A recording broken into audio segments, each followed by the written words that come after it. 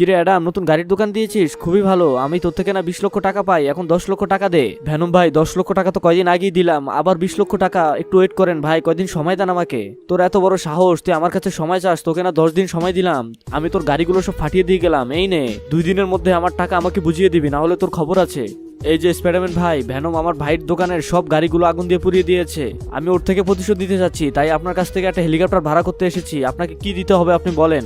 আচ্ছা এই কথা, ভ্যানমের সাথে তো আমারও সমস্যা আছে। ঠিক আছে, আমি তোর থেকে কোনো টাকা নিব না, কিন্তু তার বদলে তোর সব বন্ধুদেরকে ভিডিওটাকে লাইক করে চ্যানেলটাকে সাবস্ক্রাইব করতে হবে। করে দিয়েছে ভাই, করে দিয়েছে। আমার সব বন্ধুরা ভিডিওটাকে লাইক করে চ্যানেলটাকে সাবস্ক্রাইব করে দিয়েছে। কি বন্ধুরা করবে না? তুই চল আমার সাথে, আমি তোকে আমার সবচেয়ে শক্তিশালী হেলিকপ্টারটা দিচ্ছি।